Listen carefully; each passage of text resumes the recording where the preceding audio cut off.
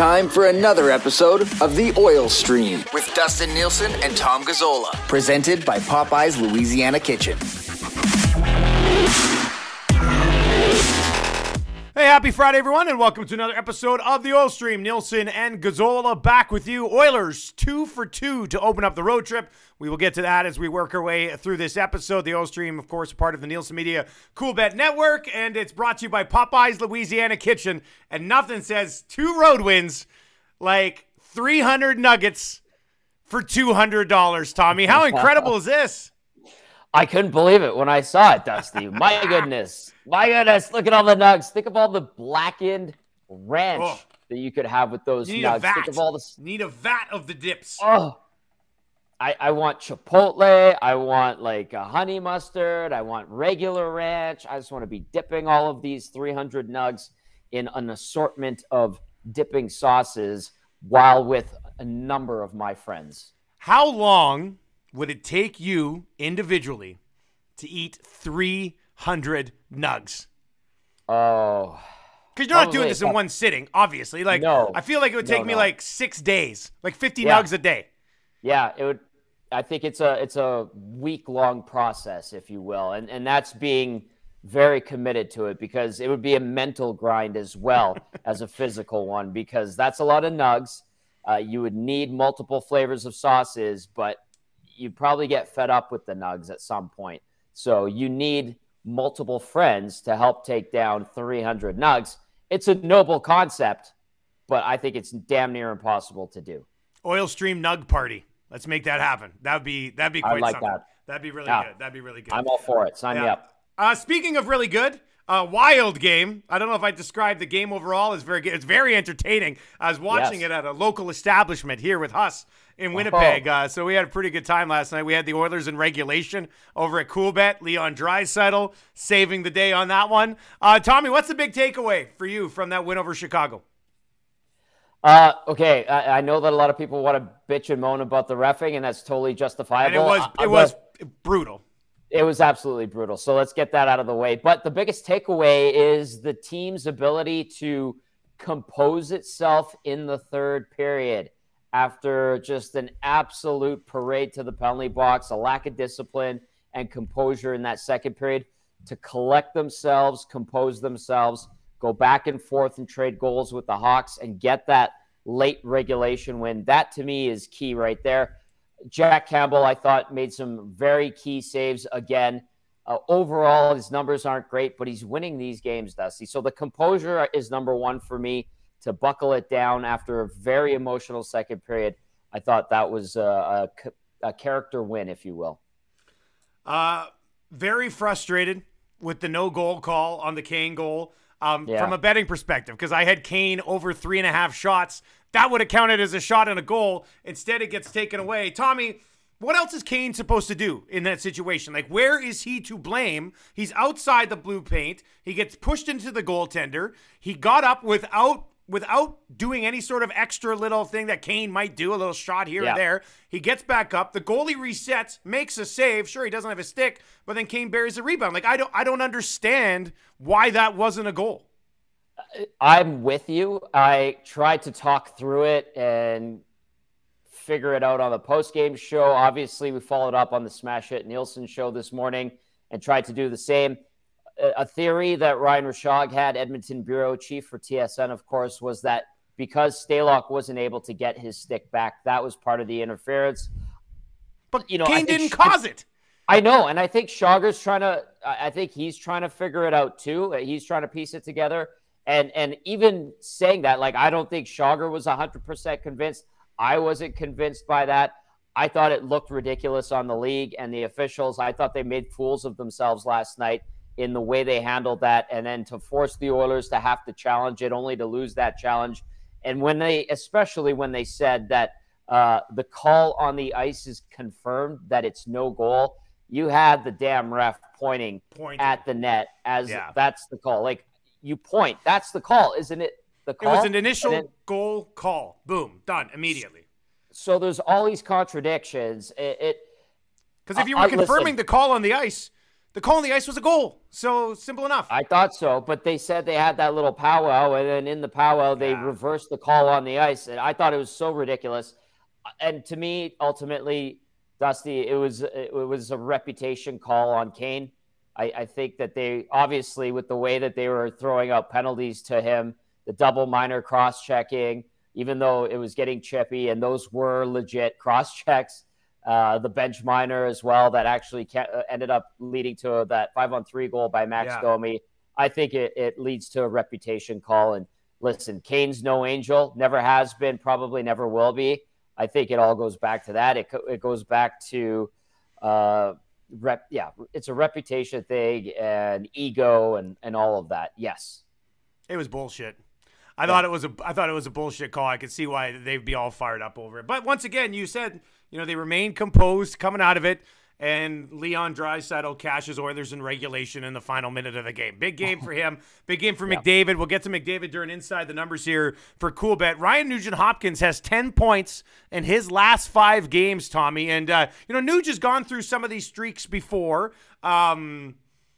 Are you seeing anything different, or is it just a straight up he's finishing and he's just playing well right now? Or is there something different in his offensive mindset this year compared to maybe last season? I don't know if it's the offensive mindset, Dusty, because, he would always get chances in the last 2 seasons where they were pretty lackluster in Nuge kind of terms. I see him hustling more. I see him using his feet. A little hungrier, maybe. Yeah. Yeah, taking advantage of his quickness, because he's not like a burner or a speedster or anything like that. But now he's moving his feet a little bit more proactive, and that's helping contribute to his offensive outburst. And, of course, he's playing with great players, taking advantage of those opportunities that he has gotten in the past and not scored on. Now he's scoring on them. He's feeling good. And I think it's just him kind of getting into that I'm going to hustle mindset. And so far, so good, and you hope it continues the rest of the way. All right, let's get to your Boston Pizza Appetizer, of course. Appy Hour every day, 2 to 5, and then again from 9 until close. Did a quick recap of our visit in Sherwood Park. Apparently, Boston Pizza was super happy with it. They said we could come back whenever we wanted. So that was nice. We will be at a different location in the month of November, so watch for details on that. Tommy, let me throw this question at you here. This is a big one. Yep. Who starts in net against the Flames on Saturday night? Ooh, this is juicy. This is really juicy. It is. I think they go back to Campbell, and I'm okay with them going back to Campbell. This is probably going against the grain a little bit. Dusty, he was brought in to be their starter. He's won games for them. It hasn't been the prettiest, and Stuart Skinner played a great game in St. Louis. And I feel like there's some pretty good rationale and theories as to why Skinner should get that start, and I'm okay with that. This is a fantastic problem to have. I think it's Campbell, but I also have a hunch I could be wrong. Either one of them gives you a chance to win. What do you think? Well, I was going to say, if you were Jay Woodcroft, who would you start? I think I'd go back to Campbell. I really would. Like they've kind of shown it's his net, but was the start in St. Louis a signal? Well, I mean, I don't think I'm not going to read too much into the start in St. Louis. I mean, Skinner hadn't played in a while. Back-to-backs, get Campbell, extra day's rest, play him against Chicago, lock that one up. I think I'd probably start Stuart Skinner in this game. And also clarify that, this isn't all of a sudden Stuart Skinner's net or anything like that. Skinner's coming off a great game. Jack Campbell already had a crack at Calgary this year. I'm not necessarily saying I think 100% he gives you a better chance of winning. But, it's a 3-game road trip. They've each got a game. Skinner played better in his game. Yep. Give him the net against Calgary and see what happens. Calgary started their backup against the Oilers at some point, right? So if you want to view it as that, then I think they'll probably go Campbell, which is fine. It's not the end of the world. I think I'd go Skinner, but in the end, I'm still pretty comfortable with either one of them in the net, right? Like that's where we're at right now on goaltending. What a problem to have. Yeah. What a problem to have. It's such a good problem to have. And either way, whichever way they go, I'd be like, yeah, okay, I get it. Yeah, we'll see. We'll see. What do you think though for the rest of the team? 3 and 4 days. Calgary's got a bunch of rest.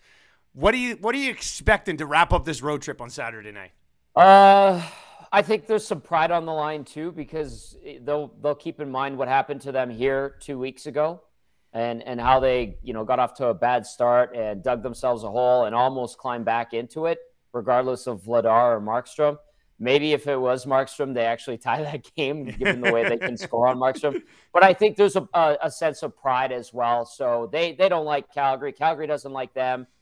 Calgary got its vengeance, if you will, in that first game for the playoff loss. I think the Oilers come out with some gusto tomorrow night. And regardless if it's Campbell or Skinner between the pipes, I think the team in front of either one of those goalies is going to be a little bit sharper than what we saw 2 weeks ago. All right, let's get into Inside the Numbers for Cool Bet. Stay cool, bet responsibly. Watch my Twitter account on Saturday. I'll be tweeting out a play for the Oilers game, the Battle of Alberta. I'll probably get Cool Bet to throw up an exclusive Battle of Alberta bet. You'll be able to find that in Cool Bet exclusives. I always have a pen around. I just dropped one. I got another one right next to me, buddy. That's how it works. That's smooth operating right there. All right, Tommy. Connor McDavid, 3 goals last night. Little Connor McDavid hat trick. He's got 8 goals in 8 games so far this season. What's the new projected McDavid goal total for you with a red-hot 8-goal and 8-game start? Man, he looked good, didn't he? Whatever was bothering him that from one Monday goal night was ridiculous. You can't make it look that easy against NHL players. Like, you just can't. He can. And all 3 of those goals in their own little way were ridiculous. The laser snipe, bar down, the way he I think he knew with the way Stalock was going post to post that if he quickly tried to snap one on that power play, he got it off his head and went in. So that in its own right was kind of crafty. And then, like you said, he undresses the one player and then tucks it. I'll go 53 for McDavid. Okay. I think somewhere around there. Like, I don't think he's just going to get to 50. I think he's going to blow by it to a certain extent later in the season. So I'll say 53 plus for McDavid. Is 60 in play with an 8-8 start? Yes. I think it yes. Should be, right? Like, I think it's fair to say 60's in play. Yeah. I would be shocked at this point now if he doesn't get 50. I don't mind your 33 number. I think I'd probably say the new standard might be 55, get to a 55-goal season. But I think 60's in play. I mean, if he opens up the year with 13 goals in his first 15 games or something like that, which is certainly possible when you go 8-8, then the drive to 60 begins, my man. Yeah.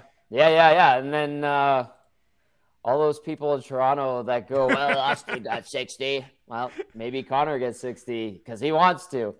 So yeah, like 53 and a half, I guess. I think he'll get more than 53. Yeah, I think that's pretty fair. What an excellent start for him. Great start for the Nuge.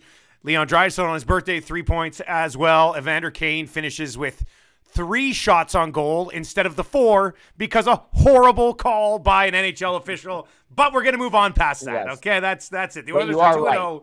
Yeah, it was garbage. It should have been 4. He should have had 4 shots on that. So and just, I don't want to rub any salt into the wound or anything like that, but the explanation the league sent out, it was just stupid. You can't take them serious. You can't take them serious. They've got NHL teams dressing in makeshift dressing rooms that look like they've been set up for my kid's minor hockey photo op. Like, that's what it looks like. So, Dusty, we had this arena in Edmonton. I think it was before you even got here. It was called the SportX. It used to be by the Expo Center. Yeah, I don't know that one. Coliseum. Yeah, because they tore it down, I think, like 15 years ago. But it had those kind of dressing rooms. It had 3 really small rinks for little kids. I played there like Micro Mite, Tom Thumb.